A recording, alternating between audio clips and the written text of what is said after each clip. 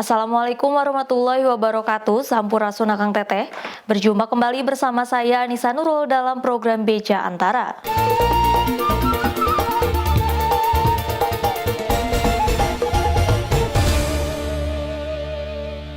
Kepala Divisi Pemasyarakatan Kemenkumham Kanwil Aceh pada Selasa 13 Juni menyatakan tengah memeriksa 3 petugas lembaga pemasyarakatan di ID Aceh Timur menyusul kaburnya seorang narapidana bandar narkoba saat berada di RS Zubir Mahmud Aceh Timur. Atas kelalaian dan pelanggaran prosedur operasional standar yang dilakukan, para petugas terancam sanksi berat.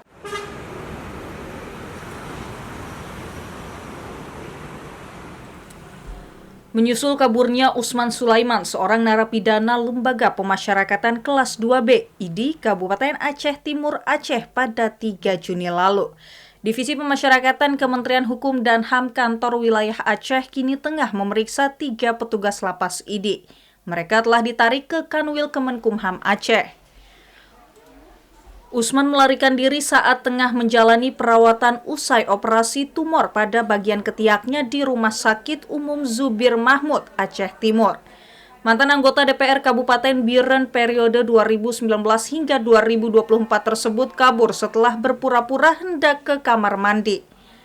Pemeriksaan seperti dijelaskan Kepala Divisi Pemasyarakatan Kemenkumham Kanwil Aceh, Yudi Suseno pada 13 Juni, mengerucut pada 2 orang petugas pengawal yang diduga lalai.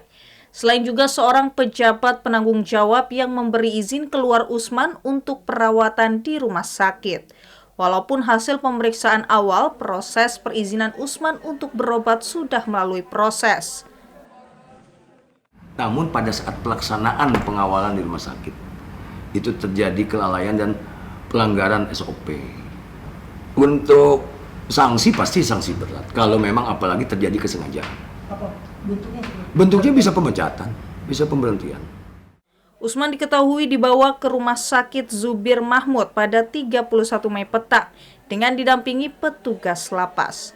Sehari kemudian, dia menjalani operasi selama 1 jam dengan dikawal 2 orang petugas lapas secara bergantian.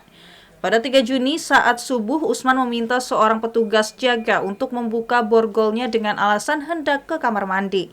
Dengan diantar dan dijaga petugas dari luar, namun dia ternyata melarikan diri. Dari Banda Aceh, Aprizal Rahmat, Kantor Berita Antara mewartakan.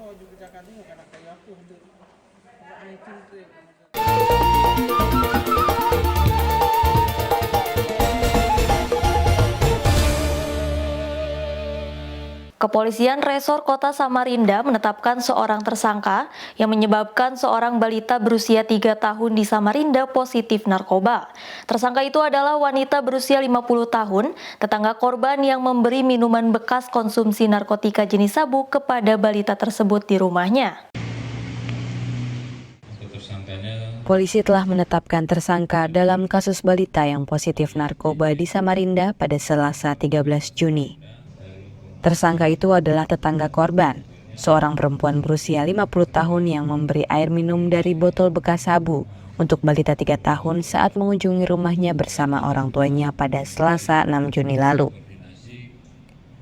Sebelumnya polisi telah memeriksa 4 orang saksi yang kemudian memastikan peran tersangka sebagai pemberi minum air mineral dalam botol yang telah tercampur dengan sabu yang ia konsumsi malam sebelumnya.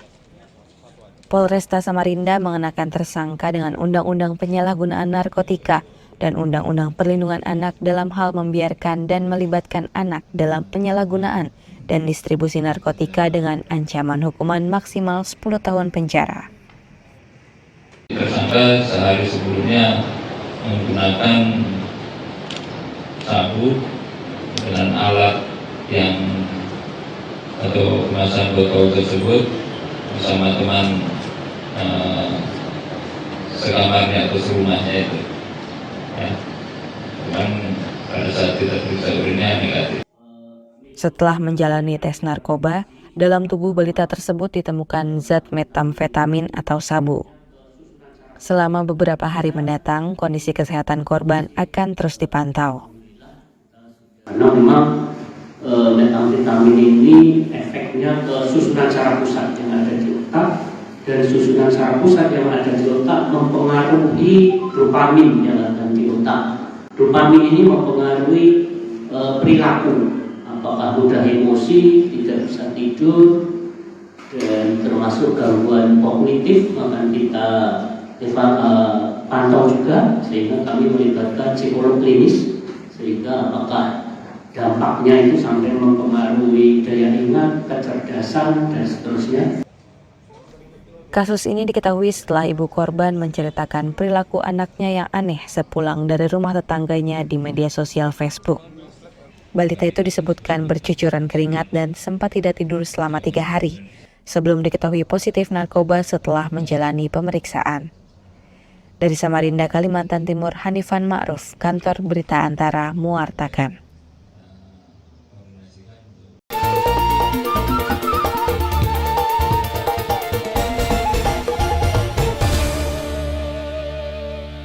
BP3MI Provinsi NTB mengeluarkan imbauan kepada masyarakat, khususnya calon pekerja migran Indonesia, agar tidak mengikuti perekrutan kerja luar negeri yang ditawarkan oleh lembaga pelatihan kerja. Imbauan ini dikeluarkan sebagai bentuk perlindungan dasar dari maraknya tindak pidana perdagangan orang dari perusahaan tanpa izin rekrut.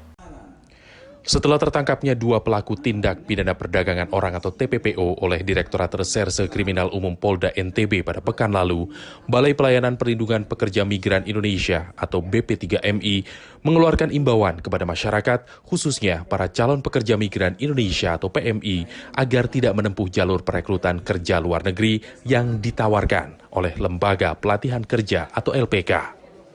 Kepala BP3MI NTB Mangiring Hasolowan Sinaga yang ditemui pada Selasa 13 Juni mengatakan secara administratif tugas dan fungsi LPK hanya untuk memberikan pelatihan keterampilan sumber daya manusia bagi CPMI, bukan untuk melakukan aktivitas perekrutan. LPK boleh memberikan rekomendasi kepada perusahaan penempatan pekerja migran dari hasil pelatihan keterampilan yang diberikan.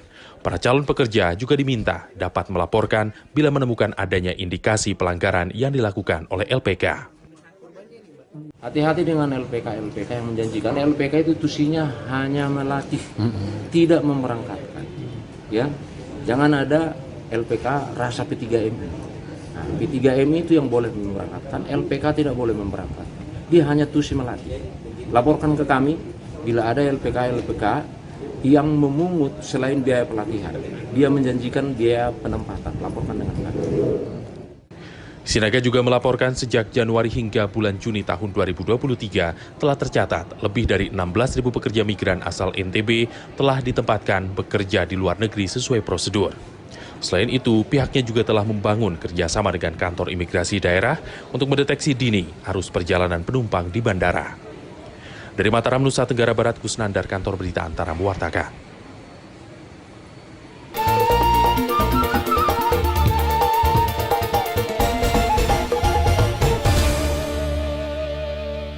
Menteri Keuangan Sri Mulyani di Jakarta pada Selasa 13 Juni mengatakan, sektor keuangan memiliki peran penting dalam mewujudkan Indonesia Emas tahun 2045.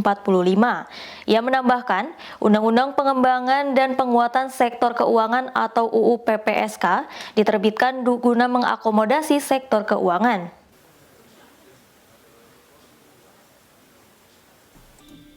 Menteri Keuangan Sri Mulyani di Jakarta Selasa 13 Juni mengungkapkan bahwa pembangunan sektor keuangan menjadi suatu keharusan sebagai indikator untuk menentukan suksesnya visi Indonesia Emas 2045. Oleh karenanya hal tersebut menjadi salah satu pertimbangan atas penerbitan Undang-Undang Nomor 4 Tahun 2023 tentang pengembangan dan penguatan sektor keuangan atau UU PPSK. Menurut bendahara negara tersebut, UU PPSK juga menjadi tonggak bersejarah lantaran seluruh pemangku kepentingan pada sektor keuangan merasakan bahwa banyak undang-undang yang kedaluarsa. Undang-undang ini dibutuhkan untuk mengakomodasi kebutuhan industri keuangan bank dan non-bank, mulai dari Bank Indonesia, Kementerian Keuangan, LPS, hingga pemain industri.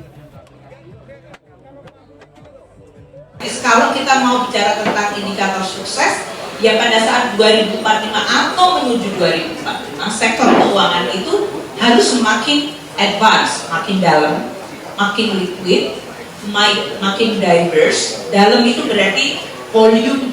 Kalau kita bicara tentang tadi total aset ada GDP, kalau kita bicara tentang insurance atau pensiun, penetrasinya di dalam perekonomian masyarakat kita. Sang Bendahara Negara juga menegaskan bahwa UU PPSK ini menjadi salah satu warisan Presiden Jokowi pada masa kepemimpinannya untuk menjadikan Indonesia Emas 2045. Dari Jakarta, Putri Hanifa, Kantor Berita Antara, mewartakan.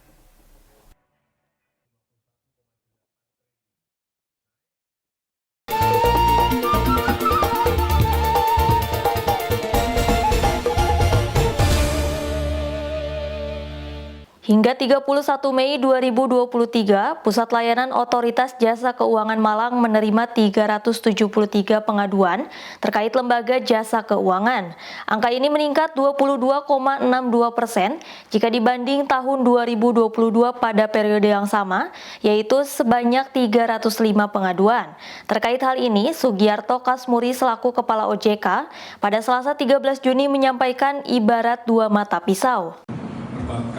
Pasar modal, kemudian hingga 31 Mei 2023, Pusat Layanan Otoritas Jasa Keuangan atau OJK Malang telah menerima 373 pengaduan terkait lembaga jasa keuangan.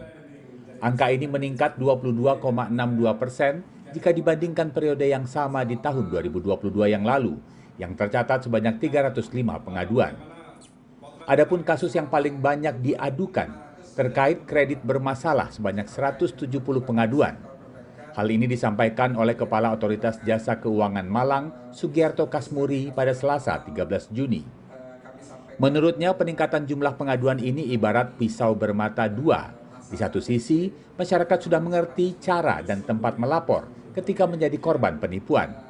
Di sisi lain, OJK harus terlibat dalam banyak sengketa yang menuntut penyelesaian. Menurut Sugiarto Kasmuri, perlu komunikasi yang baik untuk menyelesaikan permasalahan antara konsumen dan lembaga jasa keuangan. Jadi harapannya sebetulnya pengaduan itu semakin lama semakin turun. Itu harapan. Tapi kita pahami bersama bahwa masalah antara konsumen dan lembaga jasa keuangan itu pasti akan ada, Mas. Tidak akan pernah tidak ada. Karena apa? Karena perbedaan persepsi terkadang juga menimbulkan permasalahan. Tapi sejauh mana permasalahan atau pengaduan tadi bisa diselesaikan dengan baik oleh lembaga jasa keuangan dengan komunikasi yang tentunya komunikasi yang baik dan solutif. Sugiarto Kasmuri menambahkan, hingga akhir Mei 2023, OJK Malang telah memproses 3.536 permintaan informasi debitur pada sistem layanan informasi keuangan.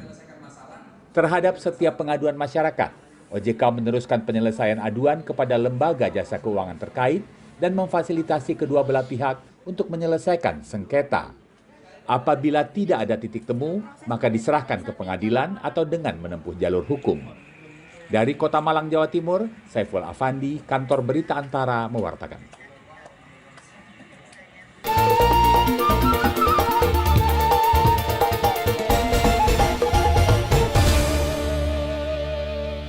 Pelaksana tugas Menkominfo Mahfud MD menyebut literasi digital masyarakat Indonesia masih rendah, yaitu berada di urutan ke-52 dari 63 negara. Berdasarkan survei World Digital Competitiveness Index yang dirilis Institute for Management Development. Hal ini disampaikan Mahfud saat memberikan pengarahan dalam acara Gerakan Literasi Digital di Mabes TNI Cilangkap pada Selasa 13 Juni.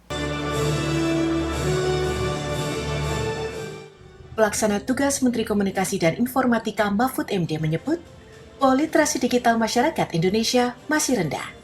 Hal ini disampaikan Mahfud saat memberikan pengarahan dalam acara Gerakan Literasi Digital di Mabes TNI Cilangkap, Jakarta, Selasa 13 Juni.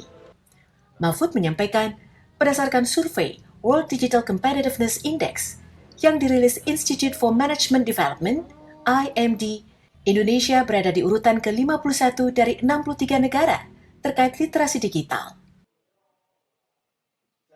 Di mana Indonesia itu ada di urutan ke-51 saja dari 63 negara.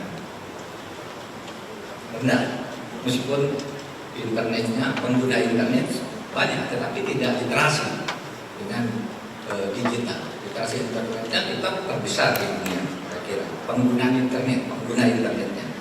Tapi literasi itu artinya paham caranya, paham bahwa itu tipuan, paham bahwa itu benar, paham bahwa itu tidak boleh itu namanya literasi digital.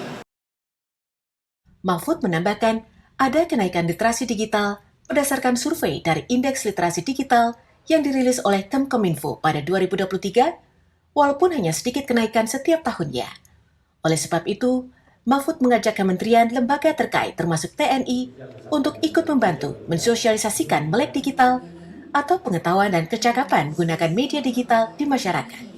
Sementara itu, Panglima TNI Laksamana Yudo Margono mengingatkan para prajurit untuk berperan aktif dalam memerangi konten-konten negatif dan menyebarkan konten-konten positif yang mempererat persatuan dan kesatuan bangsa. Untuk itu, diperlukan kecakapan digital.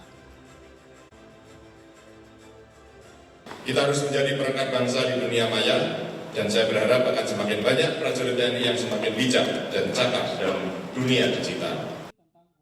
Laksamana Yudo Margono juga berharap literasi digital prajurit TNI dapat memerangi kejahatan digital di tengah masyarakat.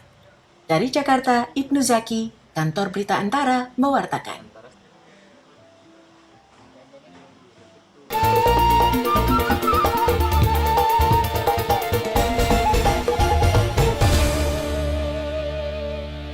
Kemenkominfo tengah mempersiapkan peluncuran satelit Republik Indonesia atau Satria 1 yang akan dilaksanakan pada 19 Juni mendatang. PLT Menkominfo Mahfud MD pada Selasa 13 Juni menjelaskan, peluncuran satelit tersebut dalam rangka pemerataan pembangunan infrastruktur digital di seluruh Indonesia. Pemerintah melalui Kementerian Komunikasi dan Informatika akan segera meluncurkan satelit Republik Indonesia atau Satria 1 keluar angkasa pada 19 Juni mendatang. Peluncuran tersebut dilakukan dalam rangka pemerataan pembangunan, terutama infrastruktur digital untuk pusat-pusat layanan publik di seluruh Indonesia. Pelaksana tugas Menkominfo Mahfud MD, Selasa 13 Juni menyampaikan, akses internet yang disediakan oleh Satria 1 nantinya akan memberikan manfaat yang signifikan, khususnya bagi mereka yang berada di lokasi dengan kualitas layanan publik yang belum memadai.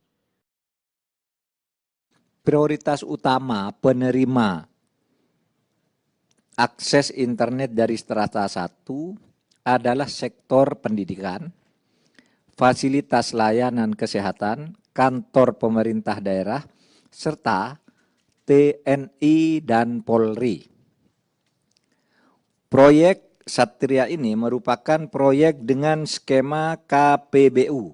Sementara itu, Dirjen Sumber Daya dan Perangkat Pos dan Informatika Ismail mengungkapkan bahwa akses internet tersebut bisa dinikmati oleh masyarakat dalam bentuk Wi-Fi di layanan-layanan publik.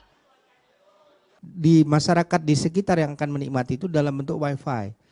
Nah, titiknya yang akan diterimakan ke pemerintah itu tentu gratis karena ini milik pemerintah juga. Tapi bukan ditujukan untuk BTS kita connect melalui handphone, bukan. Ini titik layanan tetap. Jadi di pelayanan di titik-titik layanan yang saat ini tidak ada justru blank spot dari area handphone atau GSM. Selanjutnya, Kementerian Komunikasi dan Informatika memproyeksikan akses internet Satria 1 dapat dimanfaatkan secara bertahap mulai dari Januari tahun 2024. Dari Jakarta, Ibnu Zaki, Kantor Berita Antara mewartakan.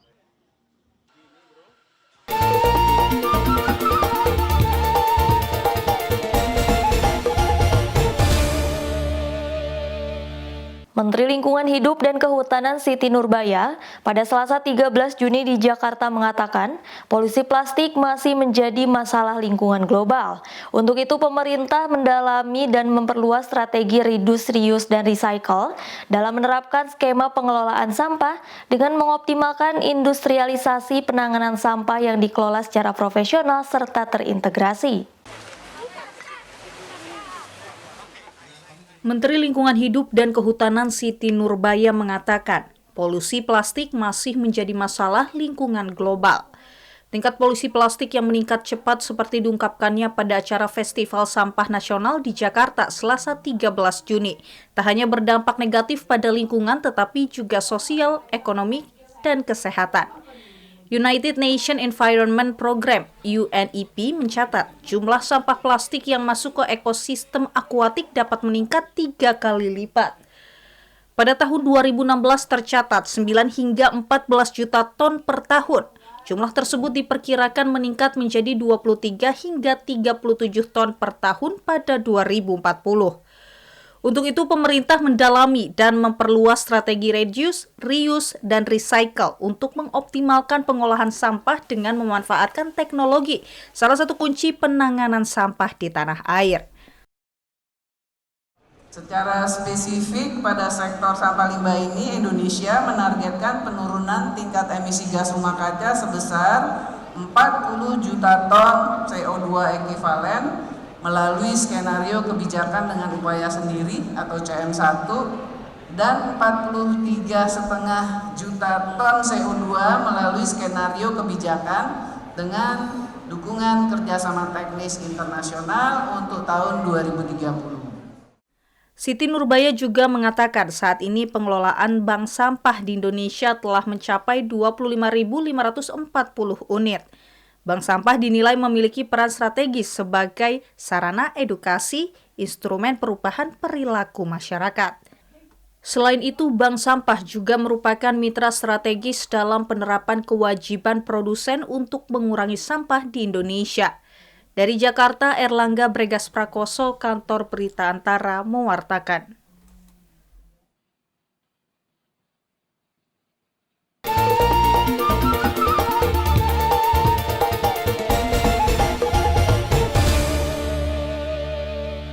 Timnas sepak bola Indonesia dipastikan menerapkan taktik total football yang memungkinkan semua pemain bertukar posisi saat menghadapi Palestina dalam FIFA Matchday di Stadion Gelora Bung Tomo, Surabaya pada 14 Juni. Pelatih Shin Tae-yong dalam konferensi pers di Surabaya, Jawa Timur pada Selasa 13 Juni meyakini pihaknya bisa memenangkan pertandingan, terlebih saat bermain di kandang sendiri. Pelatih sepak bola tim nasional Indonesia Shin Tae-yong menyiapkan permainan total football dalam FIFA Matchday melawan Palestina di Stadion Gelora Bung Tomo, Surabaya pada 14 Juni 2023. Saat konferensi pers di Surabaya Selasa 13 Juni, ia menyatakan telah menginstruksikan para pemain timnas untuk bermain tanpa posisi. Artinya, setiap pemain dibebaskan bermain menguasai lapangan.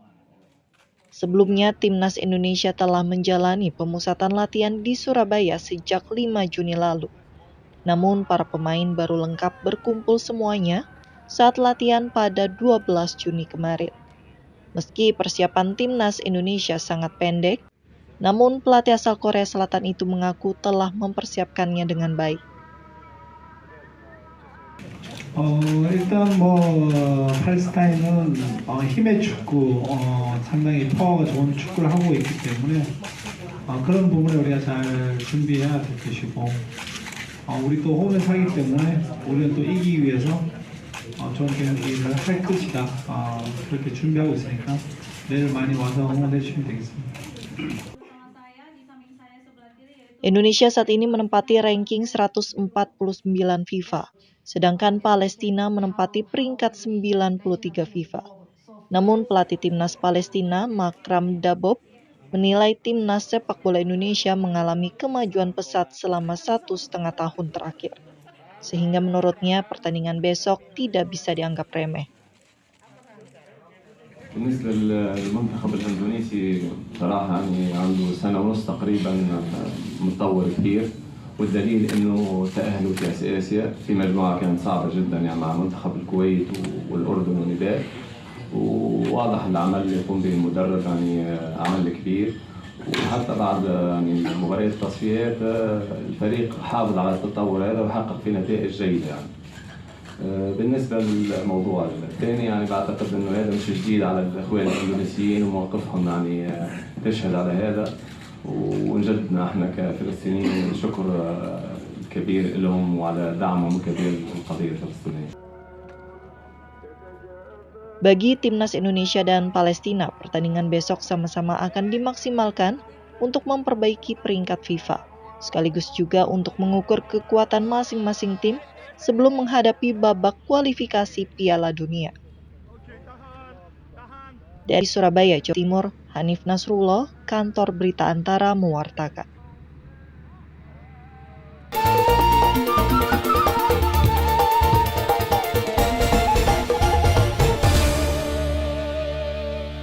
Pebulu tangkis Chico Aura Dwi Wardoyo tersingkir di babak awal Indonesia Open 2023. Chico takluk dari wakil Singapura dalam pertandingan yang digelar di Istora Senayan, Jakarta pada Rabu 14 Juni.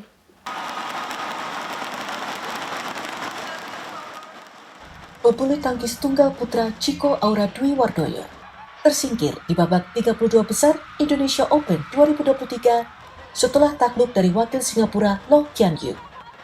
Dalam pertandingan yang digelar di Istora Senayan, Jakarta, Rabu 14 Juni, Chico kalah 2 set langsung dengan skor 15-21 dan 21-23. Pada set pertama, Chico melakukan banyak kesalahan sendiri sehingga lawan sempat unggul jauh. Chico sempat mengejar ketertinggalan, namun Loh Kian Yew berhasil mengunci kemenangan pada set pertama. Pada set kedua, Chico memberikan perlawanan yang sengit hingga memaksa skor imbang 20-20. Namun Loh Kian Yew dengan permainan yang lebih tenang berhasil menutup set kedua dengan kemenangan. Terus tadi si Loh Kian Yew juga bermain sangat baik ya. Dia cukup bermain ya tenang juga tadi, dia bisa kontrol permainan sih dengan baik tadi. Cuman tadi saya di set kedua coba buat ya lebih ngikutin lebih coba buat ya rubah strategi dari di set kedua dan akhirnya bisa ngikutin permainan dia tapi tadi di set terakhir ya banyak kepegang sih dari depannya. Lebih lanjut, Chico mengatakan hasil kurang memuaskan dalam ajang Indonesia Open 2023 kali ini menjadi bahan evaluasi bagi dirinya untuk menatap turnamen ke depan. Dari Jakarta, Yogi Rahman, Asfar Muhammad, Kantor Berita Antara mewartakan.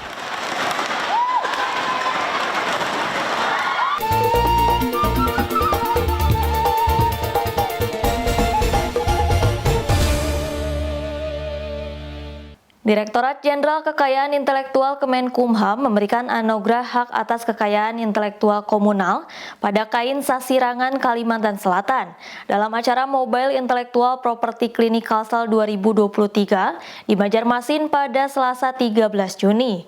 Pada kegiatan ini, Direktorat Jenderal Kekayaan Intelektual juga mendorong masyarakat dan pelaku UMKM untuk turut mendaftarkan kekayaan intelektualnya agar mendapatkan pengakuan hak atas kekayaan intelektual dari klaim pihak lain. Direktorat Jenderal Kekayaan Intelektual Kementerian Hukum dan Hak Asasi Manusia Kemenkumham menganugerahkan hak atas kekayaan intelektual komunal pada Kain Sasirangan, Kalimantan Selatan. Piagam dan plakat hak atas kekayaan intelektual diserahkan staf ahli Menteri Kemenkumham bidang ekonomi Luki Agung Binarto kepada Gubernur Kalsel, Sahbirin Nur, pada acara Mobile Intellectual Property Clinic Kalsel 2023 di Banjarmasin Selasa 13 Juni. Hak atas kekayaan intelektual HAKI juga diberikan kepada pemerintah kabupaten kota dan perguruan tinggi di Kalimantan Selatan. Gubernur Kalsel, Sahbirin Nur menyampaikan, Pemprov Kalsel telah mendaftarkan 33 kekayaan intelektual komunal ke Direktorat Jenderal Kekayaan Intelektual dan masih banyak potensi kekayaan intelektual lainnya yang belum didaftarkan.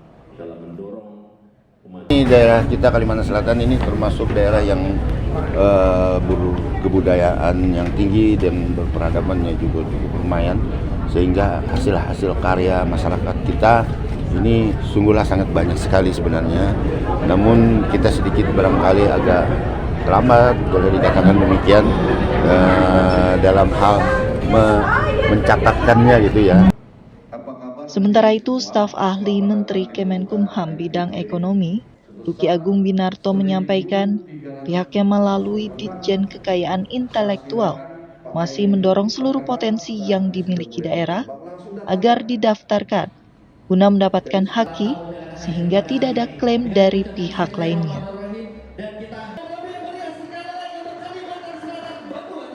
Saya melihat bahwa mungkin masyarakat ada yang mungkin belum tahu atau ada yang mungkin terlalu asik dengan produknya, sehingga ini kita secara masif bergerak sama dengan jargon dari Kalsel ini untuk mendatangi masyarakat.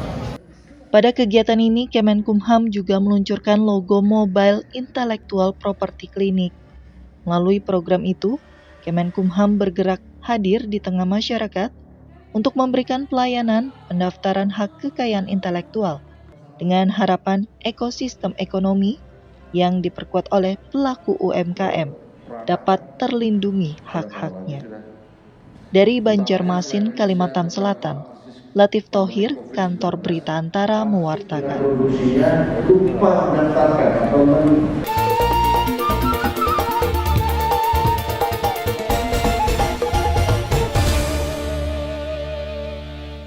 Sebanyak 120 guru PAUD di Kota Malang pada Selasa 13 Juni mengikuti lomba pembuatan alat permainan edukatif berbahan dasar barang daur ulang. Selain untuk mencerdaskan anak bangsa, gelaran ini juga dimaksudkan agar para guru lebih kreatif. Dinas Pendidikan dan Kebudayaan Kota Malang menggelar lomba pembuatan alat permainan edukatif pada Selasa 13 Juni, bertempat di Museum Empu Purwakarta setempat. Lomba tersebut diikuti 120 guru pendidikan anak usia dini sekota Malang dengan menggunakan bahan dasar yang berasal dari barang daur ulang, seperti kardus, botol air mineral, dan sikat bekas. Kegiatan ini bertujuan untuk meningkatkan kreativitas guru agar nantinya dapat ditularkan kepada anak didiknya, sehingga dapat melahirkan generasi bangsa yang kreatif, inovatif, dan berdaya saing. Karena sekarang ini kita pahami bahwa dunia dengan bertumpuknya sampah dan tentunya ini sangat mendukung program pemerintah dalam rangka recycling, yaitu mendaur ulang kembali sampah, terutama sampah plastik. Kehadiran lomba ini disambut positif oleh para guru seperti halnya Denny. Menurutnya, melalui sosok guru yang kreatif akan melahirkan peserta didik yang kreatif juga. Sehingga sosok guru menjadi cerminan yang dapat menentukan perkembangan peserta didik, seperti lewat alat permainan edukatif ini. Kalau semua stimulasinya oke, anak-anak itu jadi anak-anak yang it's real. Bagaimana ya, emosinya dapat, pintanya dapat, kognitifnya dapat ya. Terus kemudian daya kreativitasnya dapat. Jadi membuat anak-anak itu masa depannya itu gemilang dengan kekuatan karakter anak-anak itu sendiri. Para guru juga diimbau agar terus meningkatkan kreativitas dan inovasinya dalam proses belajar mengajar, sehingga program tersebut dapat berjalan optimal dalam pelaksanaannya. Dari Kota Malang, Jawa Timur, Syeful Afandi, Kantor Berita Antara mewartakan.